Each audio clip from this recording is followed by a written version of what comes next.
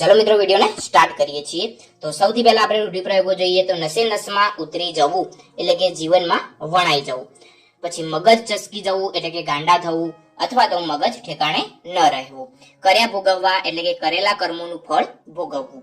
એના પછી જોઈએ પુરાણ નીકળવું એટલે કે એક વાતના સંદર્ભમાં બીજી વાતો નીકળવી, તપી જવું એટલે કે ગુસ્સે થવું, આંખ ફાટી જવી એટલે કે અવાચક બની જોઈ રહેવું, આકુળ વ્યાકુળ થવું એટલે કે ખૂબ ગભરાઈ જવું, મન ભ્રમમાં પડવું એટલે કે વહેમ કે શંકા થવી। એના પછીના પાઠમાં આપણે જોઈએ તો બાળ વગાડી દેવા એટલે કે સામે વાળાનું આવી બનવું અથવા તો આફતરૂપ બનવું, ગમ પડવી એટલે કે સૂઝ અથવા સમજ પડવી, વળતા પાણી થવા એટલે કે રોગનું જોર ઓછું થવું, વાત પકડાઈ જવી એટલે કે સત્યનો ખ્યાલ આવી જવો, પોબારા ગણી જવું એટલે કે નાસી જવું, પાસેરામાં પહેલી પૂણી એટલે કે તદ્દન શરૂઆત, નમતું મૂકવું એટલે કે જતું કરવું, ચાર હાથ વાળું થવું એટલે કે લગન થવું, એટલે ખાલી અહીંયા જ એવો અર્થ થાય છે કે લગન થવું। એના પછી જોઈએ કે વાત ઉડાવી દેવી એટલે કે નિરાંત કે શાંતિ થવી, ડગાઈ જવું એટલે કે ગભરાટથી સ્તબ્ધ થઈ જવું, વગે કરવું એટલે કે વ્યવસ્થિત કરવું, સનસનાટી તૂટી પડવી એટલે કે આશ્ચર્ય કે હબકની સ્તબ્ધતાની વ્યાપક અસર થવી, શ્રાવણ ભાદરવો વહેવો એટલે કે ચોધાર આંસુ વહેવા। એના પછીના પાઠમાં આપણે જોઈએ તો મનોરથ મનમાં રહી જવો એટલે કે મનની ધારણા અથવા તો મુરાદ પૂરી ન થવી, રોમાંચ અનુભવવો એટલે કે લાગણીથી શરીર ઉપરના રૂવા ઊભા થયાની અનુભૂતિ થવી, એટલે કે શરીર ઉપર જે રૂવાટા છે એ ઊભા થઈ ગયા હોય એવી અનુભૂતિ થશે। એના પછીના પાઠમાં આપણે જોઈએ તો ગળોગળ આવી જવું એટલે કે ધરાઈ જવું અથવા તો કંટાળી જવું, પ્રાણ નીચોવવા એટલે કે ખૂબ પરિશ્રમ કરવો। એના પછીના પાઠમાં આપણે જોઈએ ચાલ ચાલવી એટલે કે યુક્તિ પ્રમાણે અમલ કરવો। એના પછીનું આપણે જોઈએ તો ભાજી મૂળા માનવા એટલે કે વાતને સરળ જાણવી। એના પછીનું આપણે જોઈએ તો જીવન મરણ વચ્ચે ઝોલા ખાવા એટલે કે જીવવાની આશા ન હોવી। એના પછીનું જોઈએ ધનોત્પદન નીકળી જવું એટલે કે સર્વસ્વ નાશ પામવું। એના પછીના પાઠમાં આપણે જોઈએ તો મનમાં ને મનમાં સમસમી રહેવું એટલે કે અપ્રગટ રીતે રોષ કરવો અથવા તો ગુસ્સાને મનમાં જ દાબી દેવો। એના પછીનું આપણે જોઈએ તો જીવ તાળવે ચડી જવો એટલે કે જાણે હમણાં જ જીવ જશે એવી સ્થિતિમાં હોવું અથવા તો ભારે ઉચાટ થવો, કાગને ડોળે રાહ જોવી એટલે કે ખૂબ આતુરતાથી રાહ જોવી, મોઢા ચડી જવા એટલે કે રિસાઈ જવું। એના પછીના પાઠમાં આપણે જોઈએ તો જળજળિયા આવવા એટલે કે એનો બીજો અર્થ થાય છે વી જવા એટલે કે આંખમાં આંસુ આવી જવા અથવા તો ભાવવશ થઈ રડવું આવવું। એના પછીના પાઠમાં આપણે જોઈએ તો હાથ પકડવો એટલે કે ખાલી અહીંયા એવો અર્થ થાય છે કે લગ્ન કરવું। એના પછીનો આપણે જોઈએ કે હૃદયનો કૂચો કરી નાખવું એટલે કે લાગણીઓ કચડી નાખવી। એના પછી જોઈએ તો છેલ્લે પાટલે બેસવું એટલે કે આત્યંતિક નિર્ણય લેવો। એના પછીનો આપણે પાઠ જોઈએ તો દોમ દોમ સાહેબી હોવી એટલે કે અતિશય સાધન સંપન્ન હોવું, એનો બીજો મતલબ પણ થાય છે કે ખૂબ શ્રીમંત હોવું, ત્રીજો મતલબ પણ થાય છે કે આર્થિક સ્થિતિ ખૂબ જ સદ્ધર હોવી। તો સૌથી પહેલા પાઠમાં આપણે રૂઢિપ્રયોગો જોઈએ તો હાથ ફેરો કરવો એટલે કે ચોરી કરી બધી જ વસ્તુઓ લઈ જવી, ખાતર પાડવું એટલે કે ચોરી કરવી। એના પછી જોઈએ સોપો પડી જવો એટલે કે શાંતિ છવાઈ જવી, શોભીલું પડવું એટલે કે શરમ અથવા સંકોચ થવો। એના પછીના આપણે પાઠમાં જોઈએ તો હવાઈ કિલ્લા બાંધવા એટલે કે મોટી મોટી વાતો કરવી અથવા તો કલ્પના દોડાવવી। એના પછીના પાઠમાં આપણે જોઈએ તો જાગ્યા ત્યાંથી સવાર એટલે કે નવેસરથી પ્રારંભ। એના પછી જોઈએ તો ગઈ ગુજરી ભૂલી જવી એટલે કે ભૂતકાળ ભૂલી જવો। એના પછીના પાઠમાં જોઈએ તો લોહી ઉકળી ઉઠવું એટલે કે ગુસ્સે થવું, પગ મણમણ થઈ જવા એટલે કે મન ખિન્ન થઈ જવું। એના પછીના પાઠમાં જોઈએ તો ભાંજગડ ચાલવી એટલે કે મનોમંથન અનુભવવું, થોથવાઈ જવું એટલે કે ભાવાવેશમાં બોલી ન શકવું, ગળગળા થઈ જવું એટલે કે રડમસ થઈ જવું। એના પછીના પાઠમાં જોઈએ તો બોર બોર આંસુ ટપકવા એટલે કે ચોધાર આંસુએ રડવું। એના પછીના પાઠમાં જોઈએ તો હાથ વાટકો થવું એટલે કે નાના મોટા કામમાં ઉપયોગી થવું, વંઠી જવું એટલે કે હાથથી જવું અથવા તો બગડી જવું, લાઠી કરવી એટલે કે મજાક કરવી, માથું ફોડીને લોહી કાઢવું એટલે કે સખત મહેનત કરવી, ભરખી જવું એટલે કે ખાઈ જવું, ઘોડા ગાંઠ્યા કરવું એટલે કે મનોમંથન કરવું અથવા તો કલ્પના કરવી, ચણચણાટી થવી એટલે કે તાલાવેલી થવી, આબ ફાટ્યું એટલે કે ખૂબ દુઃખ પડવું। એના પછીના પાઠમાં આપણે જોઈએ તો પડખું સેવવું એટલે કે સહેવાસ કરવો, દેન હોવી એટલે કે હિંમત હોવી, ખરખરો કરવો એટલે કે શોખ વ્યક્ત કરવો, ગળવા એટલે કે બોલતા અચકાવવું, કળી જવું એટલે કે જાણી જવું, મહેરે ચડવું એટલે કે સામ સામે સ્પર્ધામાં ઉતરવું. તો મિત્રો આ પર મુકાતી બેઠક તો એને પલાણ કહેવાશે. એના પછીનો આપણે શબ્દ સમૂહ જોઈએ તો સ્ત્રીઓના પગના અંગૂઠાનું ઘરેણું તો એને કહેવાશે અણવટ.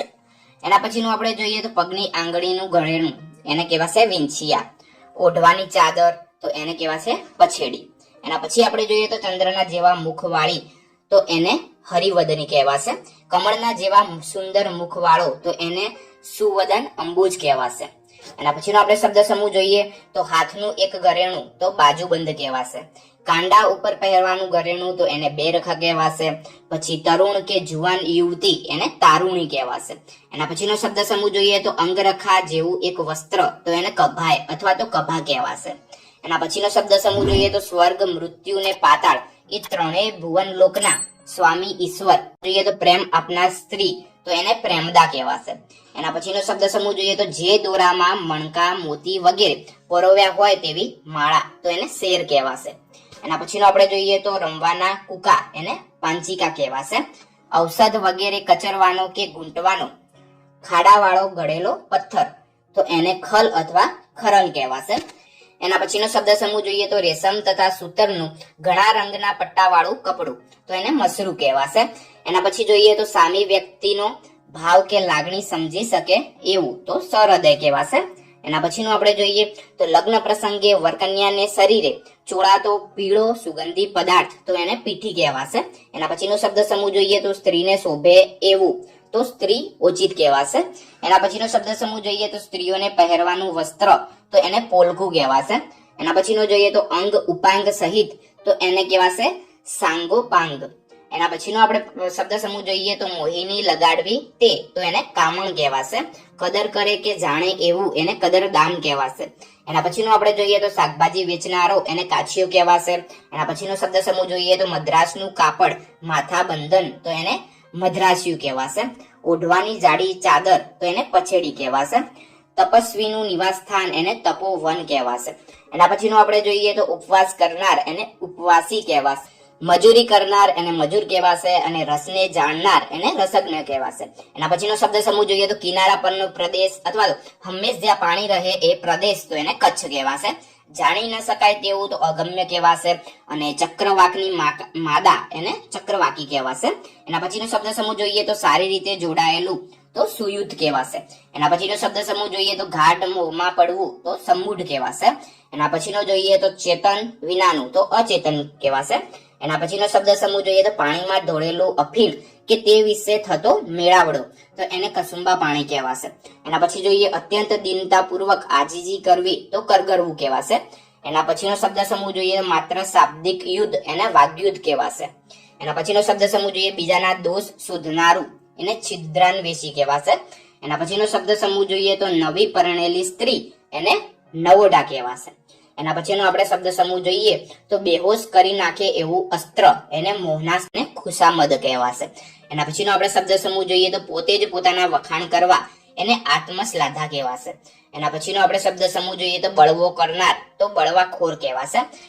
એના પછીનો શબ્દ સમૂહ જોઈએ તો કમળ જેમ પાણીમાં રહે તેમ તો એને જળ કમલ વત કહેવાશે. એના પછીનો શબ્દ સમૂહ જોઈએ ખેતર કે ગામની હદ એને સીમ કહેવાશે. ગાયનું ટોળું એને ધણ કહેવાશે. એના પછી આપણે શબ્દ સમૂહ જોઈએ તો ઢોરને નિરણ નિર્વાહ માટે બાંધેલી જગ્યા એને ગમાણ કહેવાશે. એના પછી જોઈએ ઢોર ઉપર બેસતી એક જાતની માખ એને કહેવાશે બગાઈ કહેવાશે. એના પછી જોઈએ તો દિવસનો મધ્ય ભાગ એને મધ્યાહન કહેવાશે અથવા તો બપોર કહેવાશે. શિવજીનું ભયંકર નૃત્ય એને તાંડવ કહેવાશે. એના પછી જોઈએ મસાલ ધરનાર તો એને મસાલચી કહેવાશે. એના પછીનો આપણે શબ્દ સમૂહ જોઈએ તો જ્વાળામુખીમાંથી નીકળતો ગરમ રસ એને લાવા કહેવાશે. એના પછીનો આપણે જોઈએ આંતરિક ઉચાટ તો એને અજંપો કહેવાશે. એના પછીનો આપણે શબ્દ સમૂહ જોઈએ તો નવી ફૂટેલી કુંપળ એને નવ મંજરી કહેવાશે. એના પછીનો આપણે જોઈએ ખૂબ વાતો કરનાર એને વાતોડિયું કહેવાશે. એના પછીનો આપણે શબ્દ સમૂહ જોઈએ તો ખૂબ શ્રમ કરનાર એને શ્રમ જીવી કહેવાશે. એના પછીનો આપણે શબ્દ સમૂહ જોઈએ તો લાકડી ઉપર ચીંથરા વીટેલો સળગાવવાનો કાકડો તો એને મસાલ કહેવાશે. એના પછીનો આપણે શબ્દ સમૂહ જોઈએ તો જેમાં મગજ છે તે હાડકું એને આપણે ખોબરી કહીશું. એના પછીનો શબ્દ સમૂહ જોઈએ તો અંગરખું, બંડે વગેરે બાંધવાની નાની દોરી એને કસ કહેવાશે. એના પછીનું જોઈએ શ્રીમદ વલ્લભાચાર્ય ચણાવેલો વૈષ્ણવ ભક્તિ માર્ગ, તો એને કહેવાશે પૃષ્ટિ સંપ્રદાય કહેવાશે. એના પછીનો આપણે શબ્દ સમૂહ જોઈએ તો ભગવાન વિષ્ણુની તેના અવતાર ગણાતા શ્રી કૃષ્ણની ઉપાસના કરનાર એને વૈષ્ણવ ધર્મી કહેવાશે. એના પછીનો આપણે શબ્દ સમૂહ જોઈએ સાપ શુદ્ધિનું કાર્ય, તો એને પ્રૂફ વાંચન કહેવાશે. એના પછીનો આપણે શબ્દ સમૂહ જોઈએ તો યંત્ર ચલાવવા માટેની કે પૈડું ફેરવવા માટેની પગ મૂકવાની પાવડી દ્વારા ચલાવાતું જૂના સમયનું મુદ્રણ યંત્ર, તો એને ટેડલ મશીન કહેવાશે. અહીંયા થોડો રંગમાં ફેરફાર થઈ ગયો છે, રંગ નતો કરવાનો ને થઈ ગયો છે, તો એ ધ્યાનમાં લઈ લેજો. માનપૂર્વક સ્વીકાર એટલે સમાદર કહેવાશે. એના પછી આપણે શબ્દ સમૂહ જોઈએ તો શબ્દની મૂળ ઉત્પત્તિ એટલે એને કહેવાશે વ્યુત્પત્તિ. એના પછીનો આપણે શબ્દ સમૂહ જોઈએ તો જેમનો કોઈ શત્રુ નથી એવા, તો અજાત શત્રુ કહેવાશે. એના પછી જોઈએ ભેખ ધારણ કરનાર, એને ભેખધારી કહેવાશે. એના પછી જોઈએ તો કોઈ ગ્રંથની હાથે લખેલી નકલ એને હસ્તપ્રત કહેવાશે. એના પછી જોઈએ તો તુલસીનું પાંદડું એને તુલસી દલ કહેવાશે. એના પછીનો શબ્દ સમૂહ જોઈએ તો ઘરની પાછલી ભીંત એને પછીત કહેવાશે. એના પછીનો શબ્દ સમૂહ જોઈએ તો કાપડ માપવાની ધાતુની પટ્ટી કહેવાશે. એના પછીનો આપણે જોઈએ તો મળદાની જેમ એને સબવત કહેવાશે. એના પછીનો આપણે શબ્દ સમૂહ જોઈએ તો ચિત્રી ચડે તેવું, તેને વિભત્સ કહેવાશે. એના પછીનો શબ્દ સમૂહ જોઈએ તો આંખનો પલકારો માર્યા વિના, તો એને નિપલક અથવા તો અનિમેષ કહેવાશે. એના પછીનો આપણે શબ્દ સમૂહ જોઈએ સમડી પેઠે ઝટ ઝડપવું, તે એને ચીલ ઝડપે કહેવાશે. એના પછીનો આપણે શબ્દ સમૂહ જોઈએ તો વધુ પડતો કે અતિશ્રમ એને સ્ટ્રેન કહેવાશે. પાંડવોના પિતા એને પાંડુ કહેવાશે. કેસરી રંગના એક જાતના ફૂલ એને કેસુડા કહેવાશે. પછી એના પછી આપણે શબ્દ સમૂહ જોઈએ તો બગલા જેવા દેખાતા એક પક્ષી યુગલનો વધ એને કૌચવધ કહેવાશે. એના પછીનો આપણે શબ્દ સમૂહ જોઈએ તો ઈસુનો વધ સ્તંભ, તો એને ક્રુસ અથવા ક્રોસ કહેવાશે.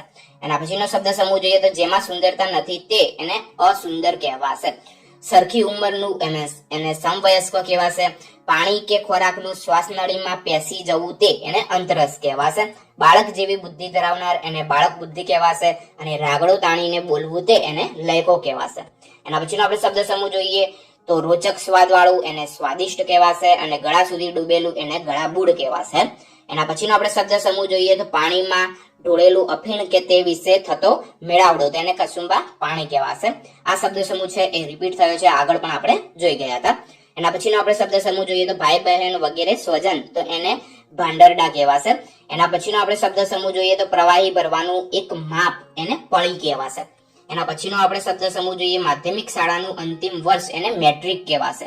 ન ગમે એવું એને અપ્રિય કહેવાશે. અને આંસુ ટપકાવનાર એને દૂધનારા કહેવાશે. એના પછીનો આપણે શબ્દ સમૂહ જોઈએ તો માટીની ભીંતનું ઘર એને ખોરડું કહેવાશે. અને એના પછીનો આપણે શબ્દ સમૂહ જોઈએ તો મણનો 40મો ભાગ એને શેર કહેવાશે. અને શેરનો ચોથો ભાગ એને પાસેર કહેવાશે. મનની વૃદ્ધ ગાંધીજીએ અમદાવાદ સત્યાગ્રહ આશ્રમથી સાથીદારો સાથે કરેલી કૂચ એને દાંડી કૂચ કહેવાશે. એના પછીનો શબ્દ સમૂહ જોઈએ તો ગોળાકાર ગોઠવાયેલા મેજ પર 100 પક્ષો સાથે બેસી વિચારણા કરે તેવી સભા કે પરિષદ, એને ગોળમેજી પરિષદ કહેવાશે. એના પછીનો શબ્દ સમૂહ જોઈએ તો વડની ડાળ પર ફૂટેલ કૂણું મૂળિયું, તો એને વડવાઈ કહેવાશે. એના પછીનો શબ્દ સમૂહ જોઈએ તો વડના વૃક્ષ પર થતું ફળ, એને ટેટો કહેવાશે. એના પછીનો શબ્દ સમૂહ જોઈએ તો સુંદર સુકોમળ સપ્રમાણ દેહ, એને દેહ યષ્ટિ કહેવાશે. એના પછીનો શબ્દ સમૂહ જોઈએ તો જીવ માત્ર પ્રત્યે એકાત્મ ભાવ, એને સમરસતા કહેવાશે. મૃતદેહ પર વીંટાળવામાં આવતું વસ્ત્ર, એને ખાંપણ કહેવાશે. જમીનમાં ખાડો ખોદી મૃતદેહને દાટી તેના પર કરેલું ચણતર, એને બર કહેવાશે. એના પછીનો આપણે શબ્દ સમૂહ જોઈએ તો નાના બાળને મારવાથી લાગતો દોષ, એને બાળ હત્યા કહેવાશે. એના પછીનો શબ્દ સમૂહ જોઈએ તો આત્માનું જ્ઞાન હોય તે એને આત્મજ્ઞાની કહેવાશે. બ્રહ્મ વિદ્યાનું પ્રતિપાદન કરતો ગ્રંથ, એને ઉપનિષદ કહેવાશે. એના પછીનો આપણે શબ્દ સમૂહ જોઈએ તો ગુરુ પાસેથી વ્રત નિયમ કે મંત્ર લેવો, તે સંન્યાસ, તો એને દીક્ષા કહેવાશે. એના પછીનો શબ્દ સમૂહ જોઈએ તો પિંજેલા રૂનો વણીને કાંતવા માટે બનાવેલો લાંબો આકાર, એને પૂણી કહેવાશે. એના પછીનો શબ્દ સમૂહ જોઈએ તો ઈશ્વર પરલોક કર્મફળ વગેરે નથી એવી માન્યતા ધરાવતું દર્શન શાસ્ત્ર, એને નાસ્તિક દર્શન કહેવાશે. એના પછીનો શબ્દ સમૂહ જોઈએ તો સંસાર અસાર છે એવો મત દર્શાવતો વાદ, એને અસારવાદ કહેવાશે. એના પછીનો શબ્દ સમૂહ જોઈએ તો વ્યક્તિ પ્રત્યેની આસ્થા શ્રદ્ધા કે વફાદારી, તો એને વ્યક્તિ નિષ્ઠ કહેવાશે. એના પછીનો શબ્દ સમૂહ જોઈએ તો શિક્ષિત વ્યક્તિઓનો આચાર, તો એને શિષ્ટાચાર કહેવાશે. એના પછીનો આપણે શબ્દ સમૂહ જોઈએ તો ઘરનો શરૂનો પરસાળમાં જતા પહેલાનો ખુલ્લો ભાગ, એને ઓસરી કહેવાશે. એના પછીનો આપણે શબ્દ અનેક પડવાળી મીઠી રોટલી જેવી એક વાની, એને ખાજા કહેવાશે. કણસલા અથવા તો ડુંડા કાપી લેવા તે એને કહેવાશે લણણી. એના પછીનો આપણે શબ્દ સમૂહ જોઈએ કૂતરા વગેરેને ખાવાનું નાખવાની ઠામ, તો એને ચાટ કહેવાશે. મકાનનું દરવાજા વાળું ખુલ્લું આંગણું અને એનો દરવાજો, તો એને ડેલી કહેવાશે. એના પછીનો આપણે શબ્દ સમૂહ જોઈએ તો બારી કે બારણાને બંધ કરવા માટે કડીઓ કે અંકોડા જોડીને બનાવેલી લાંબી હાર, એને સાંકળ કહેવાશે. ખભા ઉપર ભેરવતા બગલ નીચે લટકતો રહે તેવો થેલો, એને બગલ થેલો કહેવાશે. એના પછીનો આપણે શબ્દ સમૂહ જોઈએ તો ગામમાં સૌને બેસવાની જગ્યા, એને ચોરો કહેવાશે. એના પછીનો આપણે શબ્દ સમૂહ જોઈએ તો જ્યાં કોઈની અવર જવર ન હોય તેવી જગ્યા, એને એકાંત કહેવાશે. એના પછીનો આપણે શબ્દ સમૂહ જોઈએ તો રસાયણોનું જ્ઞાન આપનાર શાસ્ત્ર, એને રસાયણ શાસ્ત્ર કહેવાશે. એના પછીનો શબ્દ સમૂહ આપણે જોઈએ તો ઔષધો કેવી રીતે તૈયાર કરવા એની વિધિઓ બતાવનારું શાસ્ત્ર, એને ઔષધ શાસ્ત્ર કહેવાશે. એના પછીનો શબ્દ સમૂહ છે કે આશરો લેવાનું ઠેકાણું, તો એને આશ્રય સ્થાન કહેવાશે. એના પછીનો આપણે શબ્દ સમૂહ જોઈએ તો વેદોનો અંતિમ ભાગ, એને વેદાંત કહેવાશે. સમુદ્રમાં જળ શોષણ કરતો માનાતો અગ્નિ, તો એને વડવાનળ કહેવાશે. મર્મ એટલે કે હૃદય પરનો પ્રહાર, એને મર્મ પ્રહાર કહેવાશે. એના પછીનો આપણે શબ્દ સમૂહ જોઈએ તો સૈનિક વગેરેને પહેરવાનું લોઢાના તારનું રક્ષણાત્મક કવચ, એને બખ્તર કહેવાશે. એના પછીનો આપણે શબ્દ સમૂહ જોઈએ તો વિશ્વના સર્જનની સર્વસામાન્ય પ્રણાલી, એને સૃષ્ટિક્રમ કહેવાશે. એના પછીનો આપણે શબ્દ સમૂહ જોઈએ તો જંગલમાંથી લાકડા કાપી વેચવાનો ધંધો કરનાર, એને કઠિયારો કહેવાશે. મન, વાણી અને કર્મથી પણ કોઈ હિંસા ન કરવાની વૃત્તિ, એને અહિંસા કહેવાશે. આચરણના નિયમો દર્શાવતી પત્રિકા, એને નિયમ પત્રિકા કહેવાશે. એના પછીનો આપણે શબ્દ સમૂહ જોઈએ તો પાછું આપવાની શરતે આપેલી કે લીધેલી વસ્તુ કે નાણું, એને ઉછીનું કહેવાશે. એના પછીનો આપણે શબ્દ સમૂહ જોઈએ તો બીજાને આધારે જીવનારું, એને પરોપજીવી કહેવાશે. ઘરનો સરસામાન, એને રાચરચીલું કહેવાશે. એના પછીનો આપણે શબ્દ સમૂહ જોઈએ તો વંશ પરંપરાથી ચાલતો આવતો વિશિષ્ટ ધર્મ આચાર, એને કુલ ધર્મ કહેવાશે. એના પછીનો આપણે શબ્દ સમૂહ જોઈએ તો નાણાંની આપલે માટેની ચિઠ્ઠી, એને હુંડી કહેવાશે. અને નીલા રંગની મણી, એને મરકત મણી કહેવાશે. એના પછીનો આપણે શબ્દ સમૂહ જોઈએ તો રાંધવા માટે પહેલેથી ગરમ કરવા મૂકેલું પાણી, એને આંધણ કહેવાશે. એના પછીનો આપણે શબ્દ સમૂહ જોઈએ તો જેનો અંત નથી તેવું, એને અનંત કહેવાશે. શ્રાવણ દ્વારા પ્રાપ્ત કરેલું, એને શ્રુતિ કહેવાશે. અને કન્યા પોતે વર પસંદ કરે એ માટે રચેલો સમારંભ, એને સ્વયંવર કહેવાશે. એના પછીનો આપણે શબ્દ સમૂહ જોઈએ તો અમરત્વ મળે તેવા, એને અમૃત વિયા કહેવાશે. એના પછીનો આપણે શબ્દ સમૂહ જોઈએ તો કન્યાના પિતા તરફથી વરને અને તેના સગાને અપાતી બક્ષિસ, એને પહેરામણી કહેવાશે. એના પછીનો આપણે શબ્દ સમૂહ જોઈએ તો સમય સંજોગ પ્રમાણે, એટલે કે વહેલું મોડું, તો એને અહર કહેવાશે. એના પછીનો આપણે શબ્દ સમૂહ જોઈએ તો ઇન્દ્રનું વજ્ર શસ્ત્ર પડ્યું હોય તેવો આઘાત, એને કહેવાશે વજ્રપાત. ચાંદીનો બનાવેલો ઘંટ, એને રૌપ્ય ઘંટ કહેવાશે. અને શિષ્યને તેના શિક્ષણના ખર્ચ પેઠે અપાતી નાણાંની મદદ, એને શિષ્યવૃત્તિ કહેવાશે. ઘડિયાળની શોધ થઈ એ પહેલા સમય માપવાનું સાધન, એને રેત શીશી કહેવાશે. સાકરને પાણીમાં ઉકાળીને કરાતું પ્રવાહી, તો એને ચાસણી કહેવાશે. અને પંખીનું ઘર, એને માળો કહેવાશે. અહીંયા બે મિક્સ થઈ ગયા છે. સુખડી બનાવવા માટે કરેલો ઘીગોળનો મૂળ પાક, એને પાયો કહેવાશે. અને ઘાસપાલાથી બનાવેલું ગોળાકાર અને ગુમ્મટના આકારનું છાપરાવાળું ઝૂંપડું, એને કૂબો કહેવાશે. એના પછીનો આપણે શબ્દ સમૂહ જોઈએ તો દોરાની કે વાળની લટની આંટી પાડી પાડીને તેને સાંકળવી, તો એને ગૂંથણી કહેવાશે. છોકરાઓની સંભાળ રાખનારી બાઈ, એને આયા કહેવાશે. અને કચરો પૂંજો નાખવાની જગ્યા, એને ઉકરડો કહેવાશે. એના પછીનો આપણે શબ્દ સમૂહ જોઈએ તો પહેલેથી જ બંધાયેલો અભિપ્રાય, એને પૂર્વગ્રહ કહેવાશે. જ્યાં હાથનો પંજો જોડાયેલો છે તે ભાગ, એને કાંડું કહેવાશે. એના પછીનો આપણે શબ્દ સમૂહ જોઈએ તો અનાજમાંથી કચરો કાઢી નાખવા માટે સુપડાથી ઉપણવું, તે એને ઝાટકવું કહેવાશે. એના પછીનો આપણે શબ્દ સમૂહ જોઈએ તો હાથી, ઘોડા, રથ અને પાયદળ એમ 4 અંગવાળી સેના, એને ચતુરંગીની સેના કહેવાશે. હાથ વડે ધકેલવાની 4 પૈડાની એક ગાડી, એને લારી કહેવાશે. એના પછીનો આપણે શબ્દ સમૂહ જોઈએ તો ગોળ કે મહુડો ભેળવીને કેળવેલી તમાકુ, એને ગડાકુ કહેવાશે. એના પછીનો આપણે શબ્દ સમૂહ જોઈએ તો પગના તળિયાનો એડી તરફનો ભાગ, એને પાની કહેવાશે. જન્મદિવસના 60 વર્ષ પૂરા થાય ત્યારે ઉજવાતો ઉત્સવ, એને હીરક મહોત્સવ કહેવાશે. એના પછીનો આપણે શબ્દ સમૂહ જોઈએ તો પોતાનું કામ જાતે જ કરવું, તે તો સ્વાવલંબન કહેવાશે. એના પછીનો આપણે શબ્દ સમૂહ જોઈએ તો વિદ્યાને કારણે મળતી ભૂષણરૂપ પદવી, એને વિદ્યાભૂષણ કહેવાશે. અને લોકોને એકઠા કરી સંયુક્ત બળ ઊભું કરવું, તે એને સંગઠન. લોખંડ ઓજારોનો સામાન તો એને કટલરી કહેવાશે. એના પછીનો આપણે શબ્દ સમૂહ જોઈએ તો ઘરના જેવો ગાઢ સંબંધ ધરાવનારું એને ગરવટ ભર્યું કહેવાશે. એના પછીનો આપણે શબ્દ સમૂહ જોઈએ તો જેને જુવાની ફૂટી હોય તેવી સ્ત્રી એને મુગ્ધા કહેવાશે. એના પછીનો આપણે શબ્દ સમૂહ જોઈએ તો ઝાડ, વેલા, ઘાસ વગેરેનો ભરાવો એને જાડી કહેવાશે. જ્યાં દેશ પરદેશની જાણવા અને જોવા જોગ વસ્તુઓ એકઠી કરી હોય તે સ્થળ એને સંગ્રહ સ્થાન કહેવાશે. એના પછીનો આપણે શબ્દ સમૂહ જોઈએ તો કેડ સુધી પહોંચે તેવું કસો વાળું સીવેલું વસ્ત્ર એને કેડિયું કહેવાશે. દાંત વાળો મોંનો નીચેનો ભાગ એને જડબું કહેવાશે. અને વસ્તુઓ મૂકવા માટે બનાવેલું ઊભા આકારનું ચોકઠું એને ઘોડો કહેવાશે. ગામડામાં પોલીસ પટેલનો સહાયક રખેવાળ એને પસાયતો કહેવાશે. એના પછીનો આપણે શબ્દ જોઈએ તો પક્ષીઓ મોલ ન ખાઈ જાય, મોલ એટલે પાક, પક્ષીઓ પાક ન ખાઈ જાય એ માટે ખેતરમાં ઉભો રાખવામાં આવતો માણસનો આકાર એને ચાડિયો કહેવાશે. દીકરીની દીકરી એને ભાણી કહેવાશે. અને એક નાનામાં નાનું જૂનું ચલણ એટલે કે પાઈ કે પૈસો એને કોડી કહેવાશે. એના પછીનો આપણે શબ્દ સમૂહ જોઈએ તો જેમાં પાન ખરે કે ઘરે તે ઋતુ એને પાનખર ઋતુ કહેવાશે. આનંદ સાથે લેવાતું ભોજન એને મિજબાની કહેવાશે. અને જીવનના છેલ્લા શ્વાસ સુધીની કેદ એને જન્મટીપ કહેવાશે. એના પછીનો આપણે શબ્દ સમૂહ જોઈએ તો લોકોનું હિત સાધનાર એને લોકહિત સાધક કહેવાશે. સબને લઈ જવાની વાંસની બનાવટ એને ઠાઠડી કહેવાશે.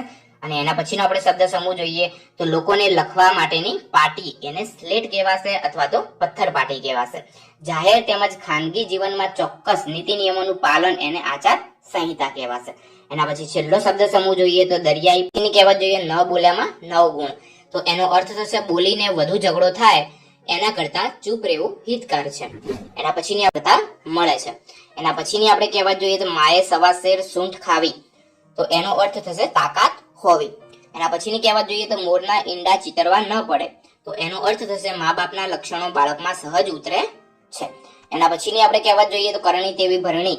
તો એનો અર્થ થશે કરે તેવું પામે ને વાવે તેવું લણે. એના પછીની કહેવત જોઈએ તો રત થોડીને વેશ જાજા. એટલે કે આપણે એમ પણ બોલી શકીએ રાત થોડીને વેશ જાજા. તો સમય થોડો ને કામ વધુ. એના પછીની કહેવત આપણે જોઈએ તો મન હોય તો માળવે જવાય. એટલે કે એનો અર્થ થશે પ્રબળ ઈચ્છા હોય તો સફળ થવાય. એના પછીની કહેવત જોઈએ તો એક કાંકરે 2 પક્ષી મારવા. એટલે કે એક પ્રયાસે 2 કાર્યો સિદ્ધ થવા. એટલે કે 2 કામો કરવા. આપ ભલા તો જગ ભલા. તો ભલા સાથે સૌ ભલા. બરાબર, એટલે કે ભલા સાથે સૌનું ભલું. ઉતાવળે આંબા ના પાકે. એટલે કે ઉતાવળ કરવાથી સારું થાય નહીં. એના પછીની કહેવત જોઈએ તો કુવામાં હોય તો હવાડામાં આવે. તો એનો અર્થ થશે ઘરમાં હોય તો બહાર આવે. એના પછીનો આપણે કહેવત જોઈએ તો ક્યાં રાજા ભોજ ને ક્યાં ગંગુ તેલી. તો બંનેના ગુણો વચ્ચે સહેજ પણ સરખામણી ન થઈ શકે. બરાબર, બંનેની સરખામણી થઈ શકે નહીં. એના પછીનો આપણે જોઈએ તો ખાલી ચણો વાગે ઘણો. તો અલ્પ જ્ઞાની જ વિદ્યતાનો ડોળ કરે છે. એટલે કે જેને જોડે જ્ઞાન ના હોય એ જ એવું બતાવે કે મારા જોડે સૌથી વધારે જ્ઞાન છે. એના પછીની આપણે કહેવત જોઈએ ગાજ્યા મેં વર્ષે નહીં. તો બોલે તે કઈ કરે નહીં. એના પછીની આપણે કહેવત જોઈએ તો જીવતો નર ભદ્રા પામે. તો એનો અર્થ થશે કે જીવતો માણસ ગમે ત્યારે પ્રગતિ કરી શકે છે. જેવી પૃષ્ટિ તેવી સૃષ્ટિ. તો એનો અર્થ થશે કે જેવા પોતે તેવા બીજે. એના પછીની આપણે કહેવત જોઈએ તો ચાલતા બળદને આળ ખોસવી. તો એનો અર્થ એવો થશે કે કામ કરતા માણસને ખોટી સતામણી કરવી. એના પછીની આપણે કહેવત જોઈએ તો અડધમાં રામ ને અડધમાં ગામ. તો એનો અર્થ થશે કે અસમાન વહેંચણી.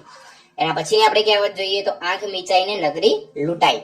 તો એનો અર્થ એવો થશે કે પોતાની હયાતીમાં બધું જ સુરક્ષિત હોવું. જ્યારે આપણે હાજર ના હોય ત્યારે કઈ સુરક્ષિત હોય નહીં. એના પછીની આપણે કહેવત જોઈએ તો ચળકે તેટલું સોનું નહીં. તો એનો અર્થ એવો થાય છે કે બાહ્ય દેખાવથી છેતરાવું નહીં. અને આપણે સમાનાર્થી બીજી કહેવત જોઈએ તો દૂરથી ડુંગર રળિયામાં એવું થશે. એના પછીની આપણે બીજી કહેવત જોઈએ તો ટાટ વાય સૌને ન વાય વહુને. તો એનો અર્થ એવો થશે કે નાના પાસે સૌ કામ કરાવે. જે નાનું બાળક હોય એના જોડે બધા કામ કરાવતા હોય છે. પછી ભલાનો ભાઈ અને ભૂંડાનો જમાઈ. તો એનો અર્થ એવો થશે કે જેવા સાથે તેવાનો વ્યવહાર. એના પછીની આપણે કહેવત જોઈએ તો સાંકડા કપાળમાં 16 ભમરા. તો એનો અર્થ એવો થશે કે ગરીબનું નસીબ ગરીબ જ હોય. એના પછીની આપણે કહેવત જોઈએ તો એક પંથ દો કાજ. તો એનો મતલબ એવો થશે કે એક કામ કરતા 2 બાજુનો લાભ થવો. એના પછીની આપણે કહેવત જોઈએ તો ઉજ્જડ ગામમાં એરંડો પ્રધાન. આ તો તમને બધાને ખબર જ છે કે બહુ સારું વસ્તુ ન મળે ત્યાં ઓછી ખરાબ વસ્તુ પણ સારી ગણાય છે. એના પછીની આપણે કહેવત જોઈએ તો અધિ લોભ તે પાપનું મૂળ. તો એનો અર્થ એવો થાય છે કે સર્વ અનિષ્ટોનું મૂળ લોભ છે. એના પછીની આપણે કહેવત જોઈએ તો કાગનું બેસવું ને ડાળનું પડવું. આ કહેવત પણ તમે યુઝ કરતા જ હોય છો કે આકસ્મિક સંજોગોનું પરિણામ. ખોટો રૂપિયો વધારે ચળકે તો ઓછો જ્ઞાની ભારે જ્ઞાની હોવાનો દેખાવ કરે છે. આવડતું કશું ના હોય પરંતુ સૌથી વધારે જ્ઞાની છે એવો દેખાવ કરતો હોય છે. જાગ્યા ત્યાંથી સવાર એટલે કે દોસ્ત સમજાય કે તરત છોડવો. એના પછીની આપણે કહેવત જોઈએ કે જે ગામ જવું નહીં તેની સી વાત. તો જે કામ ન કરવું એની સી કથા કરવી, એટલે કે જે કામ આપણે કરવું જ ના હોય એની વાત કરવાની જ નહીં. એના પછીનો આપણે જોઈએ તો નવરો નખોદ વાળે એટલે કે નવરો માણસ નુકસાન કરે. પારકે ભાણે મોટા લાડુ એટલે કે એનો મતલબ એવો થશે કે પોતાના કરતા બીજાનું સારું લાગે. એના પછીની આપણે કહેવત જોઈએ કે બે હાથ વગર તાળી ન પડે. તો એનો મતલબ એવો થશે કે કોઈ કામ સહકાર વિના ન બને. એનો બીજો મતલબ પણ થાય છે કે બીજાની મદદ જોઈએ જ. તો મિત્રો અહીંયા બધી જ કહેવતો પૂરી થાય છે. અને આ વિડીયો તમને પસંદ આવ્યો હોય તો આ વિડીયોને લાઈક, શેર અને સબસ્ક્રાઇબ કરવાનું ભૂલશો નહીં.